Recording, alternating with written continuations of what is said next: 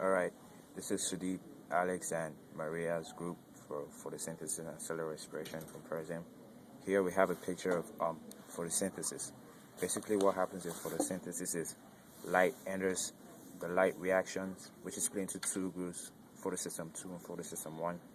Photosystem 1 excites electrons and then passes them to photosystem 2 excites electrons and passes them to photosystem 1, which also excites electrons and produces ATP and NADPH. This goes into the Calvin cycle, and this basically drives the Calvin cycle along with the addition of CO2 with a 5-carbon chain phosphate group.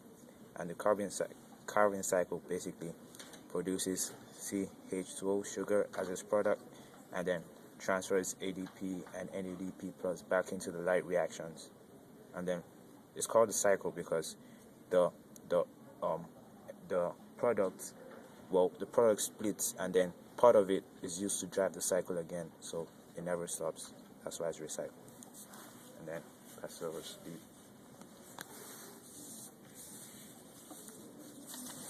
Then glycolysis is essentially C6H12O6 plus 6 CO2 yields 6 CO2 plus 6 H2O plus energy, I think. And then essentially there are 4 steps in cellular respiration. First is glycolysis, which is the splitting of water molecule. After that, it undergoes step 2, which is the transition phase of the pyruvate going into the mitochondrial matrix.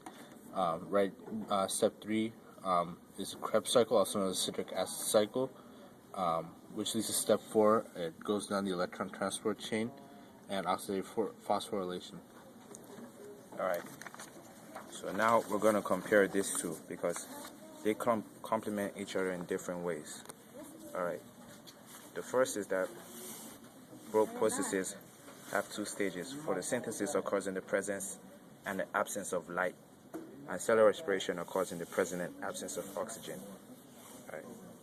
Then Krebs cycle involves decomposing pyruvate into carbon dioxide, and the end products include 2 ATP, 8 NADH, and 2 FADH2. The Calvin cycle involves incorporating CO2 into existing organic compounds which are reduced to form carbohydrates. They use ATP and NADPH to convert CO2 to sugar.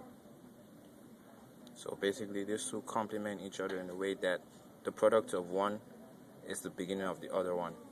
And then also photosynthesis converts light energy into chemical energy, while cellular respiration breaks down chemical bonds of food molecules to obtain energy. In photosynthesis, the converted energy is stored in the form of organic compounds, example glucose. The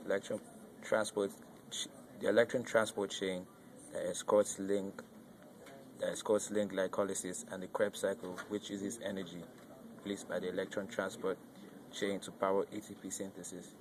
Photosynthesis uses PQ, plastoquinone, as its primary electron acceptor, which sends electrons, which leads to ATP synthesis. Alright.